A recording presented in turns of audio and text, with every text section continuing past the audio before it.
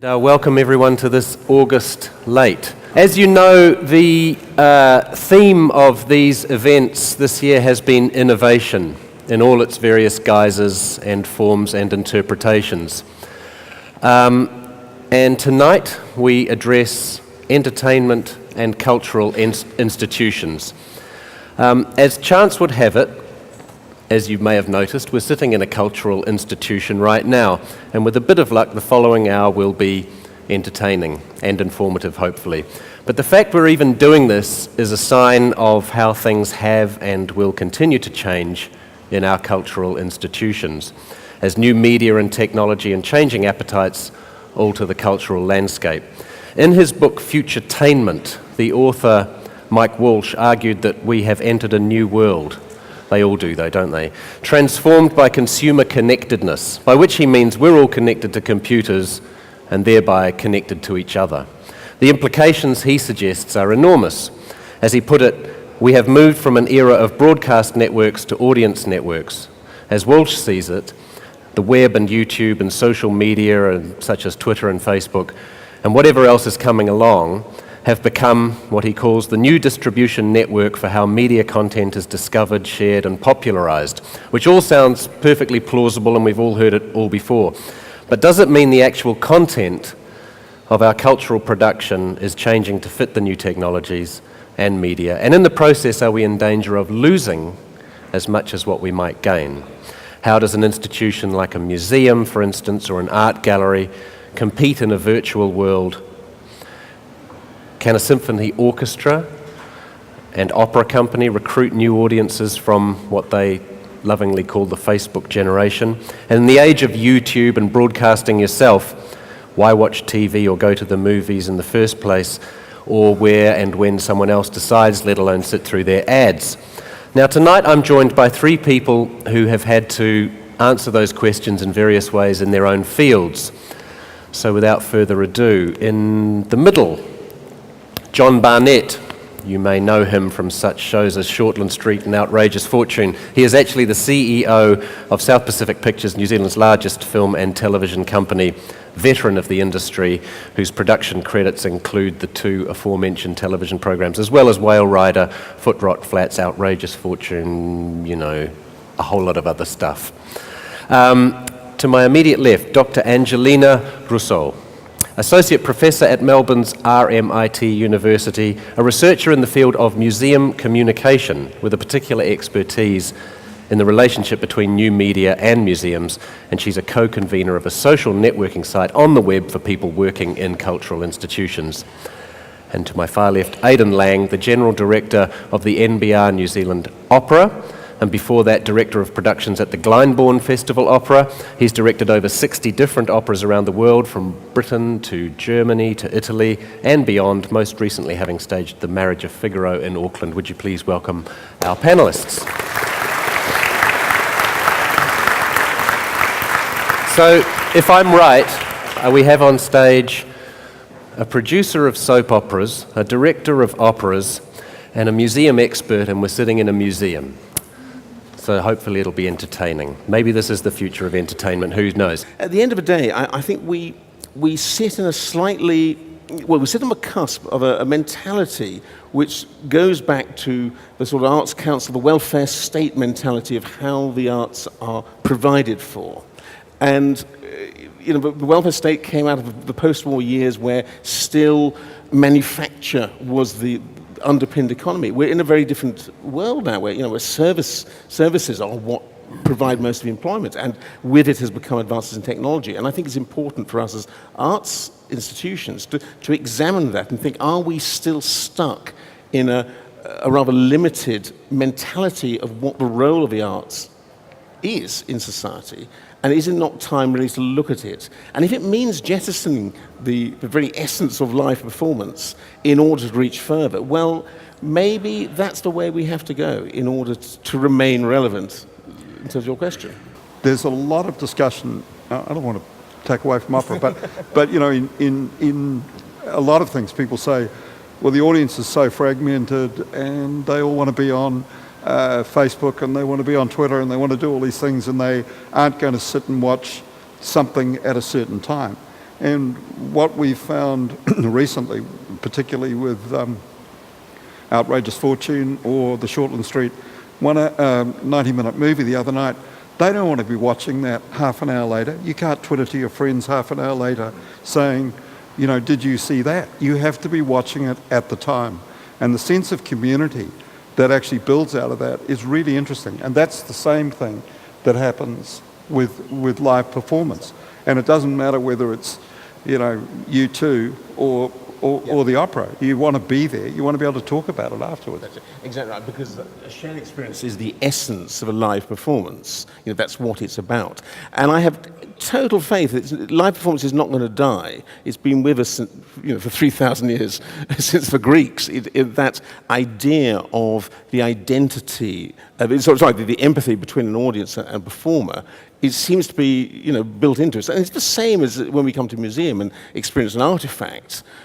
We can see it online, and museums can use their digital library to send it around the world. But that doesn't quite compete with facing that artifact and feeling what it's... Well, Angelina, is this actually a debate that's going on within the museum world? Is there a challenge to the shared experience of being here? Well, the shared experience, ironically, has been debated in the cultural studies around museums for about the last 20 years. And Eileen Hooper-Greenhill really very eloquently talked about the museum visitation as a social experience.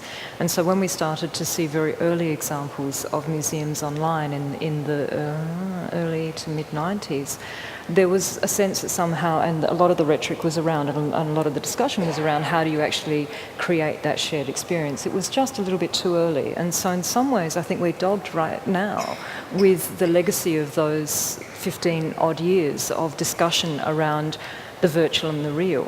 We're at a time when we didn't actually have the technology to be able to recreate, or in fact to transform and create a new type of social experience. And I suspect that what we'll find increasingly as new devices, which are much more social mobile devices, are coming out into the market, that we will in fact be able to create a new type of social experience where... You mean an iPad? The iPad is beautiful. So I can go to a virtual museum via my iPad. Yeah, I think it's as much that you can go to the virtual museum, but it's also that those sorts of tablet devices are sharing devices. When I have my phone, that's my phone. I don't really want someone else to touch my phone, or to take my phone, because there are other things on there that are important to me for my work. But the iPad, being a Mac, is an entertainment device. It's not for work. So, and any graphic designers or communication designers, we can talk about that afterwards. But it's not for work. But it's a device that actually, and it's sort of the beginning of those sorts of social, those devices that make that shift from information, mobile information, which we saw on the smartphones. So the apps that museums brought out really were about information, to, in fact, content. So we're able to share content it's bigger, they're beautiful screens. You're actually able to share them around in a way, and both in a public space, but also in very intimate sorts of environments, on the sofa, reading to your kids in bed and having a look at what's out there. So I think that shared experience, which was always fundamental to the museum experience, we're actually moving towards a point where we can do that in a technology-based environment. So it's not mutually exclusive? I don't think so. I mean, I wanted to run a quote by you. Someone was writing about actually going to things like museums or operas, or not, getting up off the couch and not watching Shortland Street. Showing up physically consumes resources and costs money. This guy, it costs us time and effort to get to places, to meet people, conduct transactions and see performances. Well, when you put it like that, do you think that's actually something you have to beat, or do you think that's just a false challenge?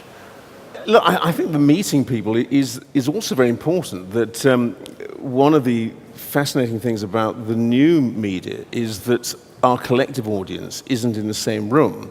And yet, one of the experiences, you've all come here tonight, and you're together, and you as a group will be feeling this differently to if you were watching it online. It's being recorded now. It is actually, the group the audience feel helps to create that performance. And what's fascinating, when you see it on television, you're on your own. You may be witnessing the same performance, but it's a personal interaction. But for me, it's very important. This sense of the community of the audience is a vital part of that experience. Here's someone else's question. It's not mine. I'm quoting, but it's a good question. Are museums in the bone and pigment business, reliquaries of the past? Are they in the theatre business, telling stories through sensational lighting, presentations like stage sets and costumed interpretive actors, like us? Are museums in the experience business, forced to reach for ever fancier gizmos and blockbusters to compete with the sports world and Disney for family time and money? Do you think that is a fair dichotomy that they're asking about? I think they're a bit of both. I think they're a bit of all of them. Just as you wouldn't put all of your funds into one sort of investment strategy, I don't think museums should either. I think that by looking at some aspects of the museum being entertaining, some of it being online, some of it being about education, others being about public programs, there are things where there are those sorts of superstar type of programs, travelling exhibitions that you're creating, you're investing in culture in the same way that you would invest in anything else, in being diverse in the way that you approach that.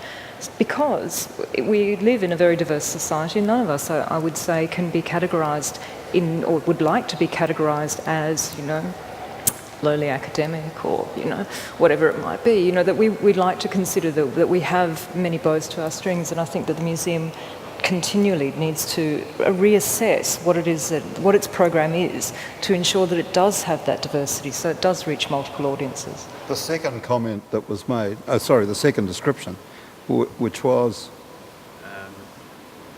In the experience business, forced to reach for ever fancier gizmos and... Yeah. I actually, surprisingly, to some of you, would say that isn't going to work unless the content's there. Yeah. There is no point in putting on something that's just lots of special effects and whiz-bang if in fact the material that you're showing has no relevance whatsoever. And the museums see that with the things that they put on. In terms of the technology that you people have available to you now, whether you can afford it or not is a side issue, but it's amazing what you can do. Are you actually being led technologically, do you think, into the future rather than directing the technology to do what you would rather do? I mean, for instance, John, or Aidan, you look like you'd like to answer, but... Well, so was I. I was going to say 3D. Is everything just determined like that? You look at those films, and they're incredibly impressive, but I found myself...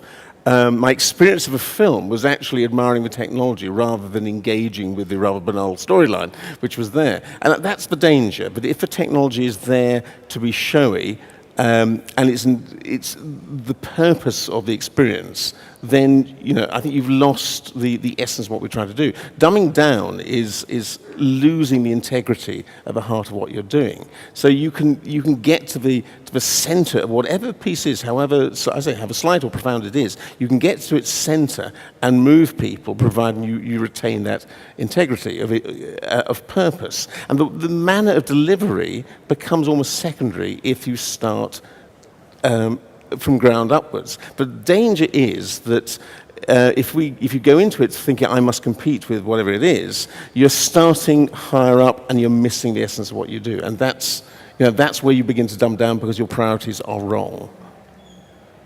I agree. Because it's content's at the heart of it.